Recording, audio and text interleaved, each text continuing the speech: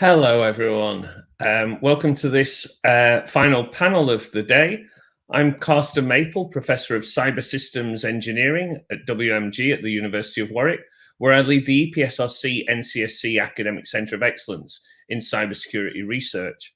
I'm also a Fellow of the Alan Turing Institute, where my work includes leading the privacy and security work in the EPSRC HSBC funded Framework for Responsible AI in Finance project. I've got a fantastic panel with me today. I'd like to ask them to introduce themselves. So if I could bring forward Theresa, Conrad, and Daniel to introduce themselves. Hi everyone, I'm Theresa Berchich. I'm VP of Product at Lucinity, where we're all about making money good. And I'm calling today from Vienna, and I'm delighted to be on this panel and talk about these very exciting topics for the future of compliance. Thank you. Conrad? Hi there, everyone. Conrad Lennard from Mastercard.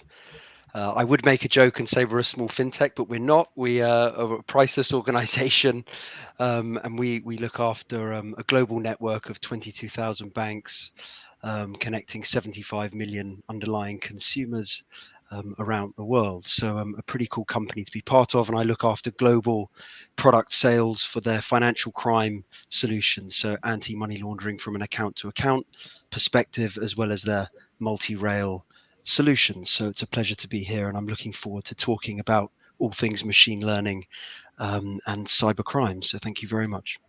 Thanks very much, Conrad. And finally, but no means least, Daniel. Hi everyone, good to be here. Thanks for the introduction. I'm working for ABN-AMRO, it's a Dutch bank. Once it was very global. Nowadays it's Northwest Europe usually.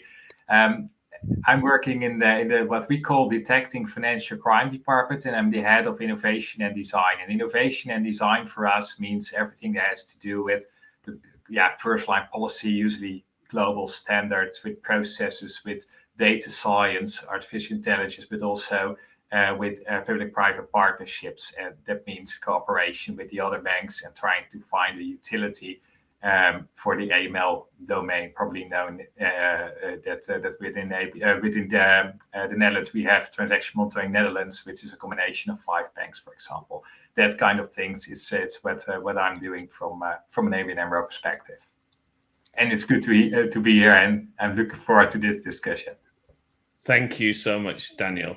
So we've got a rather active audience from throughout the day, so I'm looking forward to receiving questions from the audience. But before we take those questions, I'd like to ask each of the three of you if you could give a short opening statement on the most significant opportunity and the most significant challenge of using AI to fight financial crime. So Theresa, I'll start with you, and we'll go in the order that we were before. Great, thank you so much. So yeah, we at Lucinity operate under the hypothesis that leveraging the data that financial institutions already have and combining it with smart algorithms and embedded human automations in the end product actually really strengthens already their task at gatekeeping the financial systems, and is a huge step upward than just a simple data analysis. We also think that this environment of smart algorithm actually fosters a work environment where analysts can really focus also more on complex financial crime rather than having to deal with a lot of false positives. Our mission is to make money good, and we achieve this through a concept that we call human AI. So we believe that time is best spent making decisions confidently and not trying to gather data, combing through it, trying to understand it. And even in 2022, we know that in some financial institutions, analysts spend up to 80% of their time on just doing that, manual, repetitive tasks. And that is where human AI really comes into play, where we allow machines to do what they are really best at and what we are not so great at, memory tasks, big pattern analysis, contextualization of data, but with the aim of empowering to do us what we really do best, which is creative thinking, interpretation, and empathizing with the facts. And so this skill set, this synergistic skill set really comes together to unlock the potential of compliance systems and really creates these productivity powerhouses that are otherwise really not possible. And a huge challenge, especially looking at the regulatory landscape, of course, is the topic of compliance collaboration. And we see this huge challenge as actually one of the biggest opportunities that we have in compliance, because we can now leverage all sorts of technologies, from encryption to federated learning methodologies, etc., to really develop and start innovating in safe ways of collaboration to strengthen the entire ecosystem. And I'm very much looking forward to talking with the fellow panelists on these exciting topics. Thanks so much, Theresa. And I'm sure we'll touch on encryption, homomorphic encryption, for example, and federated learning rather soon. Conrad, could I ask you to? Sure thing. Thank you. And Theresa, I think excellent way to kick things off. Lots to pick up on there. I think looking at the question around opportunities, I think there's a tremendous amount of opportunity in what initiatives like Daniel has evidently been up to, right? Which is in kind of sharing data as best we can across different institutions, different economies. I think what we've proven is that, using AI and machine learning to look at a single bank's data can probably only get us so far from an institutional and societal perspective. I think where there is considerable growth of opportunity is in the ability to be able to share as best we can data sets, best practice learning, to ultimately, as Theresa said, reduce false positives. This is a societal problem that relies on trust. And I think that, one thing that we've been able to do at Mastercard is leverage just the sheer quantity of data that we're able to see. For example, just on the card side, we process, typically way above 30,000 transactions per second. So you can imagine the amount of data that we're able to see. And I think kind of tuning a specific algorithm to look at one bank's data set will only ever get us so far. And what we've tried to do is to leverage our AI and machine learning across economies and to encourage banks as best they can to share that data, right? Because then we're able to reduce those false positives and ultimately catch more financial crime. I think tremendous opportunity as well, not just in sharpening the alerts necessarily. Obviously, we want bright people doing the best they possibly can, right? The best work they can do, rather than simply, trawling through all sorts of alerts that look the same. As my esteemed colleague Tom says, trying to find a needle in a needle stack is what it can sometimes look like from an AML perspective. And I think what we want to do is actually try to alert only on things that are useful. And I think by sharing data as best we can provides us the best opportunity. And I'm glad you've touched on homomorphic encryption. I think that is, again, a tremendous opportunity. I know we're going to touch a bit on synthetic data, but I think all of this needs to come to a point of how do analysts at banks ultimately use it. And I think that the final thing I'd probably like to touch on is if we can get to the point where banks can automate SARs confidently, and if they're doing that through AI as well as the rule sets, I think that makes a tremendous difference in terms of reducing operational costs for institutions and ultimately helping society. So thank you very much.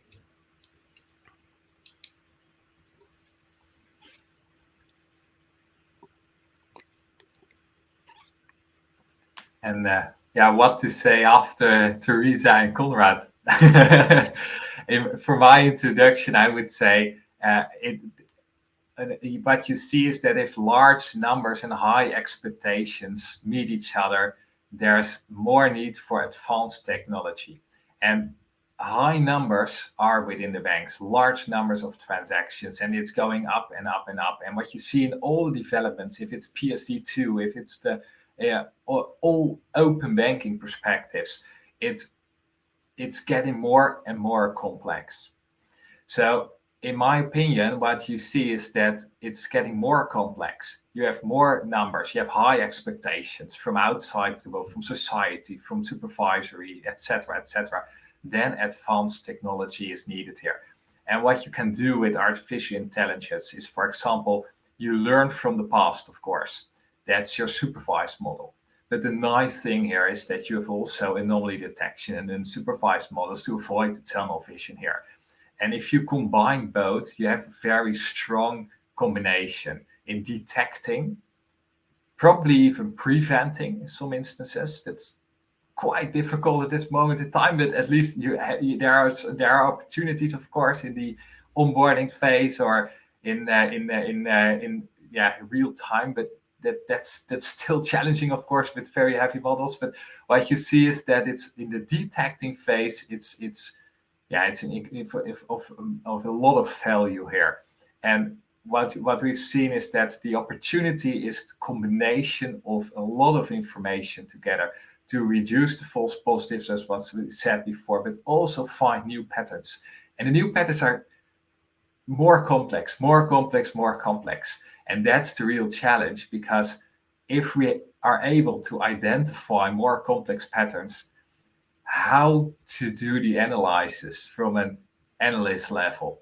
So the explainable AI part here, how to bring something from machine to human and have the machine-human interaction. And of course, we did a lot of MVPs, minimal viable products, and we tried to learn there. And I think it is possible, but that's the main challenge for us, for me, to go further and further in the human-machine combinations here. So looking forward to have this discussion on that part. Thanks.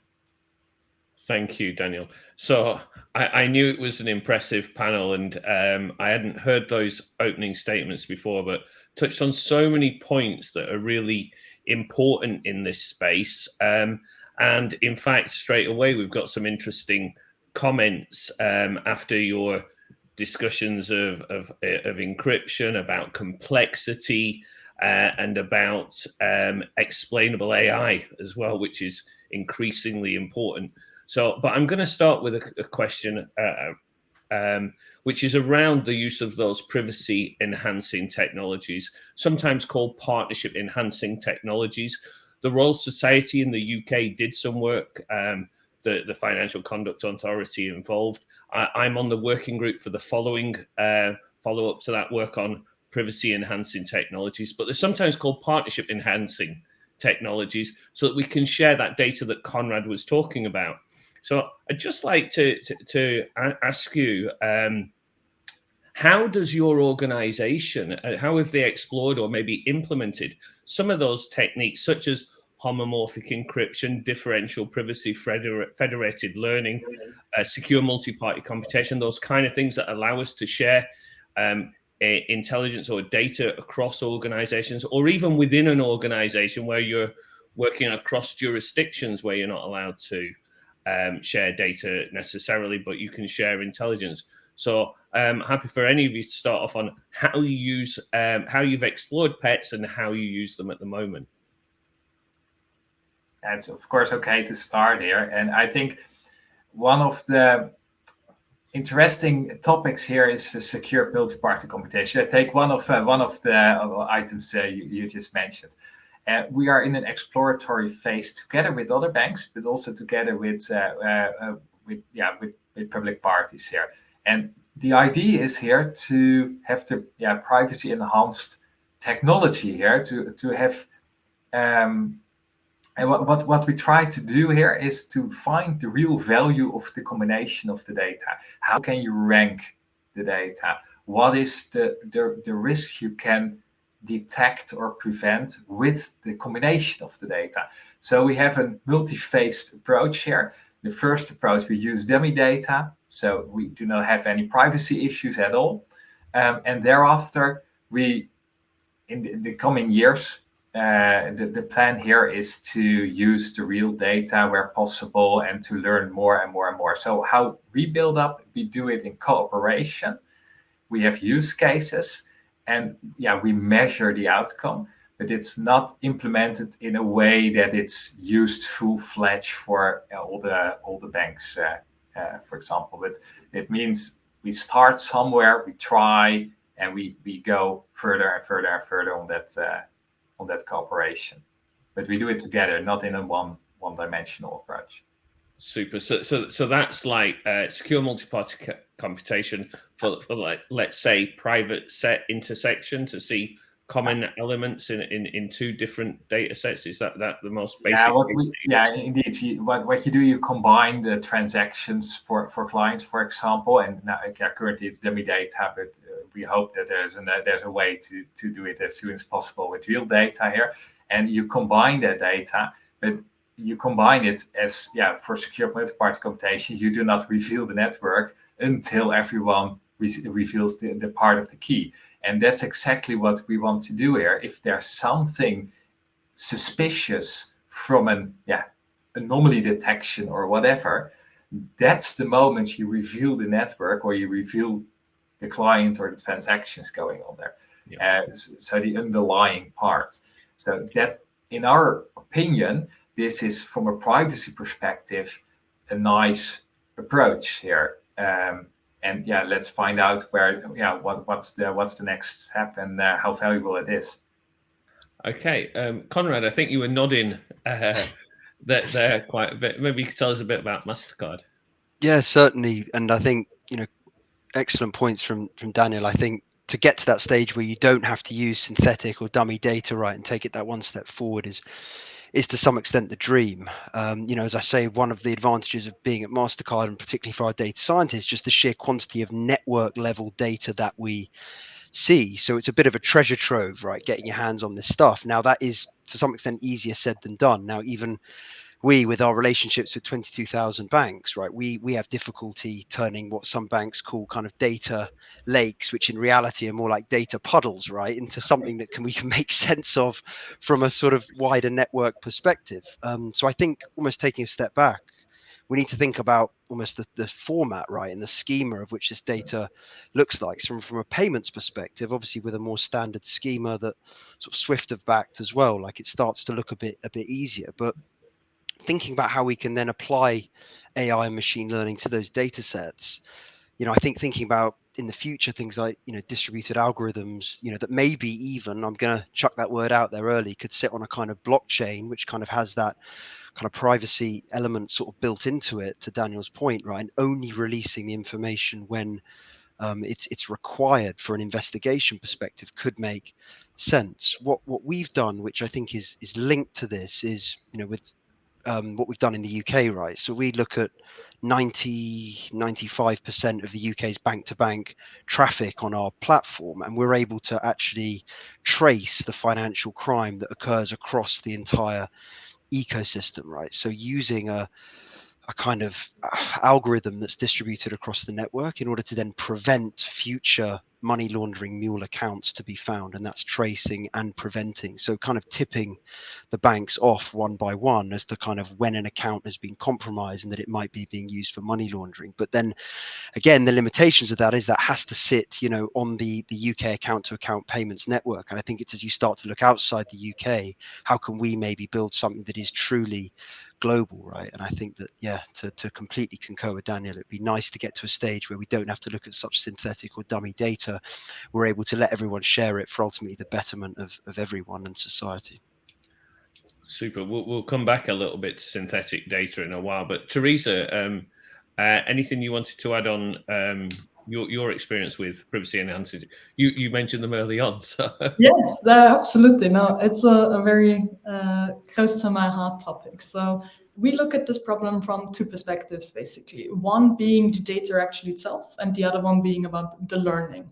So what we're exploring and having made quite some great progress on is what we call federated learning, but in essence allows us to leverage meta learning within our AI algorithms across the participating ecosystem. So what that means is that we can not only strengthen the algorithms of each of the entities that are within our network and make them better, reduce false positives, etc., by not sharing any underlying data, but really just looking at the learnings of the algorithms themselves. But also what it means is, and this is really what is very exciting to me about it, is that we can basically prevent money laundering and emergent money laundering behaviors that occur in one jurisdiction or in one bank by distributing to all the other participating entities, meaning that the development of money laundering behaviors, which absolutely takes place, these guys also need to test what they're doing and figure out what works, can actually be prevented as soon as it is detected. And as Daniel said, there are beautiful anomaly detection algorithms, etc., that can help us identify these things and then really spread it across the ecosystem, really only through this meta learning. So no underlying data has to be moved, which is one way, kind of the go around way if regulations and these data jurisdictions, etc., don't basically foster more of the collaboration on a data level. On a data level, what we have done and implemented is what we call our secure lockbox, which is a homomorphic encryption algorithm that allows us to encrypt data so that it's humanly unreadable, but still we have maintaining the information content so that we can still perform data science, data analysis, we can run it through machine learning algorithms. And, you know, as both Conrad and Daniel said, there is so much opportunity with this kind of data, whether this be pooling all the data together and creating these graphs, and just on a risk-based approach, alerting investigators to the fact that this guy has already, for example, had a SAR in a different jurisdiction, or whether it is being able to pool the data in this anonymized fashion and train the algorithms on this entirely, so without having to share any meta learning, but really using the entire data to make everyone's algorithms better. It's a very exciting field of research and regulation. Thank you, Theresa. So following up on that discussion, it was quite interesting to hear your views on privacy enhancing technologies. But we've had a question from the audience which asks about how do we determine which technologies are delivering on their promise to offer information security or privacy, and which are hype. And if I contextualize that a little, if we think when federated learning, much bandied around at the moment about, well, this must be very private because your data never leaves your source, the original source, it's distributed. Well, of course, there have been examples where it's shown that it's not private without using other kinds of techniques, maybe differential privacy on top, or some SM6 secure multi-party computation on top. We know that synthetic data was seen as being private, so the stuff that's generated, but work that's shown that you can have membership inference attacks or attribution attacks. And these are really, actually, were a bit obvious, right? If I have a data set and I take enough statistics about it in federated learning setting, I might well be able to understand the shape of that data itself, right? It's not too hard to understand. Similarly, with a synthetic data set, if you simply relabeled the data, it would not be the same data, but it would be quite easy to de-anonymize. So some of these things we should have known before, but we didn't.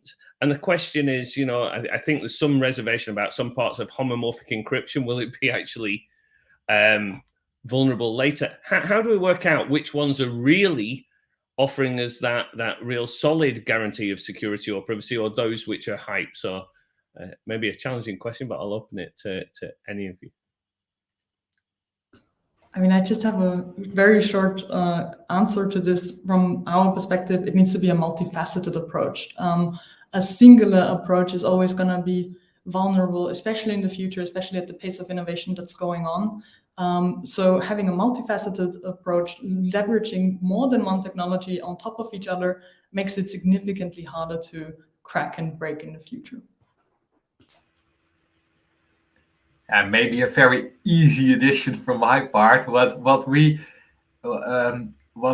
I'm used to do is what is the promise of that technology, and does it fit within the vision, strategy, direction we have?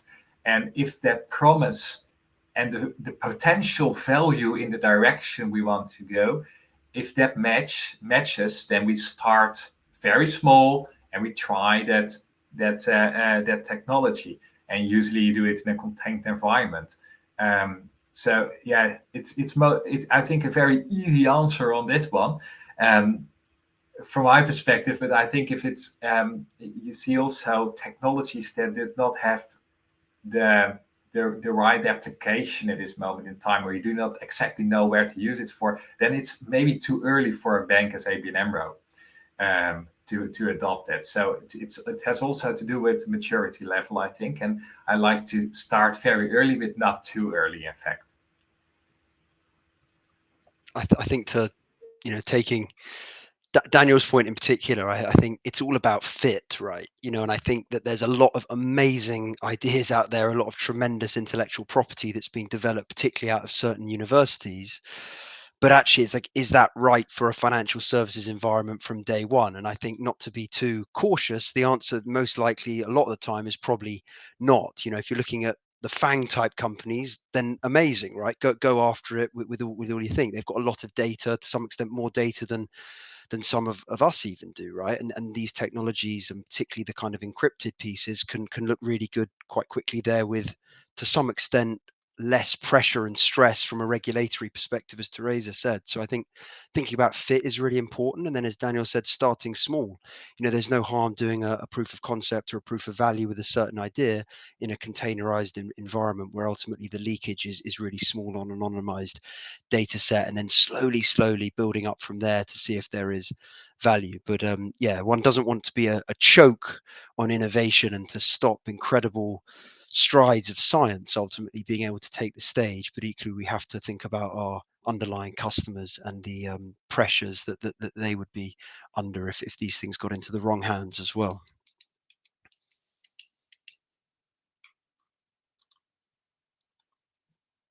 Carsten, I think you're on mute. Thank you. Sorry. Thank you very much, Conrad. That leads us to one way to really consider how we de-risk some of these challenges that were mentioned. And it's come up a few times, this idea about synthetic data, or I think, Daniel, you called it dummy data. So the way I would see dummy data, in a sense, is some data that might look roughly plausible. It's something at the Turing Institute I've started talking about being syntactically accurate, but not necessarily statistically accurate. So synthetic data is growing in terms of a number of market players entering around this. Synthetic data is something that you might have yourself when you're not lucky, like Conrad, to have lots and lots of data from lots of different sources. So I'd just like to ask you all about what your approaches are to using synthetic data, how far you think the journey's come, and what you think we need to do to make sure we get effective synthetic data, to make sure we can actually do things so that then we're really confident just to roll it out, because it's pretty representative. Yeah, in my opinion, from synthetic data to the real production data, and we did it for more times. It means that you need to do all your tests on the ethics part, on the privacy part. Does the model do what it has to do? So what is the bias and fairness here? So what we do is that we have all the expertises within the company, within the bank, and we develop a model and we test it for everything we are allowed to test, in fact, because you are not allowed from a privacy perspective to test all the biases. And yeah, I think that's still a pity. But that means that from an ethical perspective, what is the purpose? What is the data you use? From a privacy perspective, exactly the same. What is the data, the input data? What are the features you do? And also test your algorithms. Is there an undesired outcome if you point out the different groups and you compare it to each other? Is it undesired? Is it what you expect? So what we do on the data level, on the feature level, on the algorithm level, and the outcome is that you test everything here, and to have the continuous feedback loop and the back testing in place. And does that avoid all the risks? No, it will not avoid all the risks. But I think the more we rely on machine learning and artificial intelligence, the more we have to focus on that kind of risks. But the risks were already there in the more simple models, even in the decision trees. There was always a bias there. But the difference here is that it's more difficult to find the bias if the model trains itself. Thank you, Daniel. Conrad, I think you're on mute. I think it's an old adage, right? But you put garbage into a model and you certainly get garbage out of a model, and you can create as much synthetic data as you like, but ultimately if it doesn't mean anything, if you're not able to extrapolate meaning from it, then you may as well have just had a biased model that used real data, right? Because it's not going to help anyone. And I think Daniel's point around even using the simplest of decision trees, we have to always be aware that people are biased, people are making models, and therefore the models will have biased decisions. And it gets a bit scarier when you think about algorithms that are then actually ultimately reproducing algorithms of their own accord, right? That then are creating biases without even starting. So before we get too down the matrix, I think we need to take a step back and think about what kind of world we ultimately want to live in, right? When we think even more broadly about these types of challenges. And I don't want to at all pick on the Netherlands, but it was a really interesting case, wasn't it, fairly recently with regards to the sort of social benefit scandal, right, that sort of happened there with the kind of childcare piece, right, and kind of thinking about how models can affect, either the most disadvantaged of society. And that's just one example recently that we've seen come to light, right, that's pretty public. I think that on that, we need to think very, very carefully about the ways in which we do model governance. And to just give you a hint, right, there's certain data that we can see at Mastercard that actually we won't put into our models because we aren't confident that we're able to explain the decisions, and B, then kind of back it from a ethical governance perspective, and then explain those decisions to our underlying banks, right? So these are things that we need to be really careful of. And I think that, if we can't do it necessarily on the real data, I'd be really, really interested to see what people can do on synthetic data that then isn't also leading to bias. So very, very emergent area, but one that we think about really, really carefully before we even get into a sandbox environment, let alone a production one. Thank you, Conrad. Theresa, would you like to add anything? Yeah, no, I absolutely agree what has been said. There is definitely a rabbit hole that you can get down to in terms of having too small of also a sample size that you can base the synthetic data on, or if you create it from the ground up, then of course you will introduce some of our nice human biases. But I think what is a key to, what we're talking about, model governance, and also, the EU regulations that will be coming out hopefully soon around the entirety of ethics and AI, is transparency, being just open about the so-called black box, because a lot of it is not really necessarily a black box anymore. We have really great mathematical tools of determining feature importance or any kind of like really in-model metrics as well. And just, having all of this data, the features that go in, how it's calculated, how the model is calculated, and all of these metrics available to the customers, for example, or to the financial institutions, is also something that not only fosters shared intelligence, actually learning from each other, but this trust component that we're talking about, which also needs to sit at the end of the day with the analysts as well. We will have heard the word feedback loop. This is absolutely correct. We need, not only because it's AI and machine learning, but because it is really necessary for the progression of the entire system and the financial system, these really tight feedback loops, so that we have that data available, that we can actually measure and learn from it. Thank you, Theresa. So we touched there upon bias, which I think is very interesting. I thought, as Conrad said, Daniel mentioned something about where you can have bias in decision trees, and people are biased as well. And it's one thing when I work in trustworthy systems, we try to replicate the trust that people have in each other in systems, but we are flawed in trusting things we shouldn't. So it's an interesting point. But around the explainability, there's a professor over in Duke University called Cynthia Rudin. I was speaking to her just last week on email. She's very talented, and she did a lot of work on explainable AI, and really pushed against some really difficult tide around the importance of explainability. So I'd always thought explainability was important, but the way that I thought it should be done, like in automation, was that you might have a sort of decision tree type algorithm, some kind of easy to see kind of algorithm that you just used a deep neural network, let's say, to give you the weightings, and you could understand, and you could restrict a network going too awry.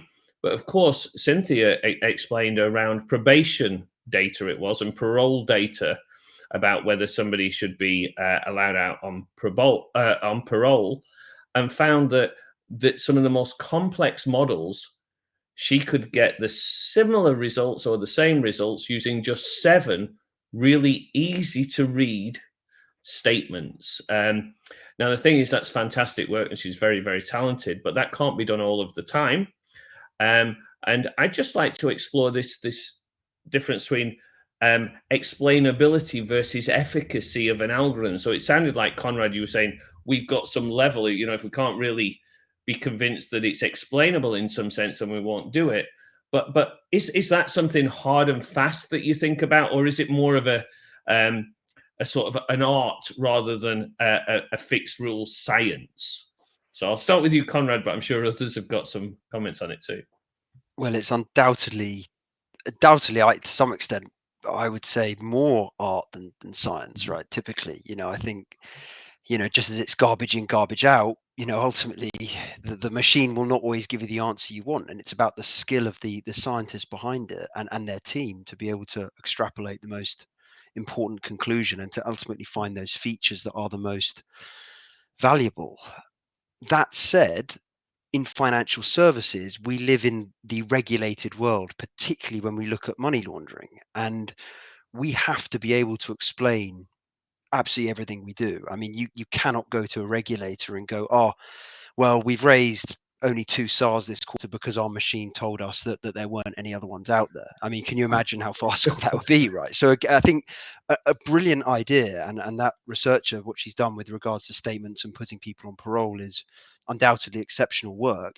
A bit like I said earlier, right? Is that able to be ported into the world of highly regulated money laundering, where banks are, on the hook for billions of dollars worth of fines? At the moment, we're not quite there yet. I think, to Daniel's point earlier, we need to start small. We need to be willing to try these technologies, and we need to be able to look at the explainability of them. And neural nets is a great example, right? I mean, undoubtedly, from an unsupervised perspective, can do incredible things. There's always that point around how well can they be truly explained. And I think there's a lot of bank operational managers that would love to throw a neural net model at it and go, oh, well, actually, we've now got automatic SARs being filed just from the neural net. But ultimately, I don't know how much longer they'd be employed for. So, yeah, thank you. Thank you. Daniel, Theresa, would you like to add anything? Yeah, of course. I think it was a fantastic story from Conrad, but maybe I can add just one thing here. And that explainable AI is usually, if you compare it to what we did before in decision trees and everything, a human being wants to explain for him or herself, why is this a trigger? Why should I do something? And what is causing this event?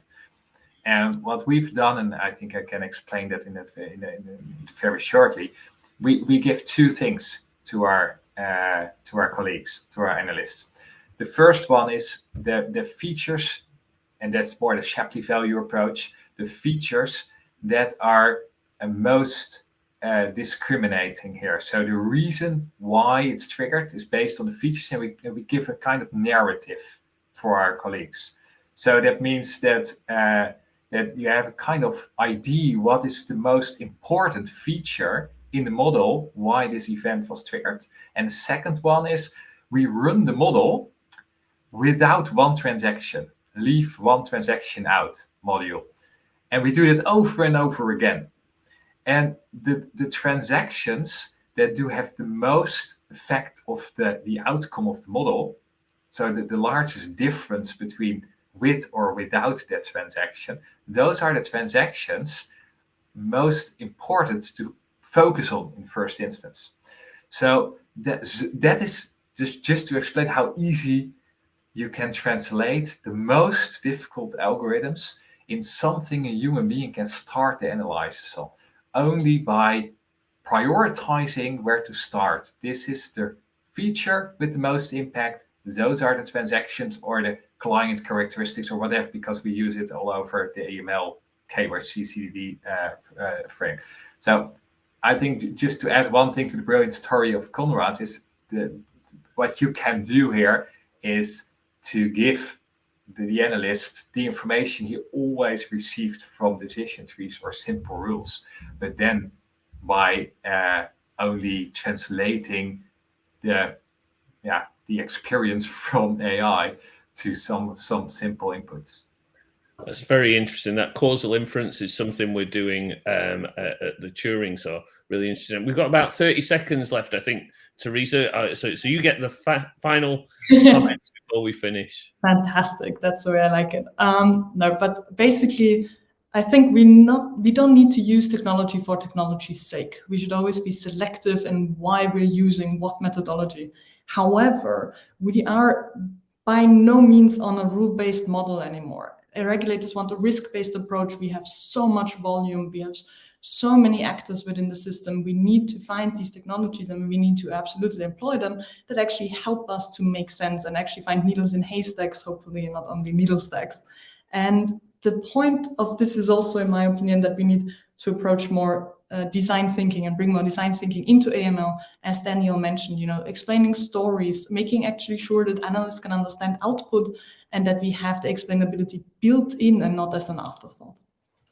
Thank you so much, and thanks for being concise. I've got to say that was a fantastic panel. I could have sat here for a lot longer, and I do hope to have conversations with you, each of you, over the coming months around this area.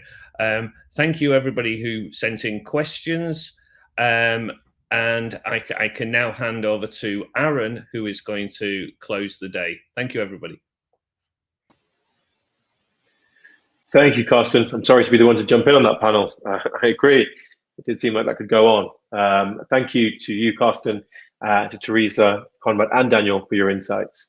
For those who didn't catch the introduction, my name is Aaron Sodi. I manage business development for FinTech Global. But that does wrap up the content for day one. The only things I'd like to say, just like to emphasize the fact that we should really look at the Umbrella app to take full advantage of the networking. I'm sure many of you have got pending meeting requests waiting for you, but also, of course, you can see who's of interest to you on the flip side. And finally, you also do now have time to check out the sponsor pages. Again, many of the solutions to the problems, the issues we've discussed today are in that section of the website. So do take a look and have a chat with them. Tomorrow, we've got insights from ING, NatWest, Aon, BNY Mellon, and many more. So we look forward to seeing you there, and have a great evening. Take care.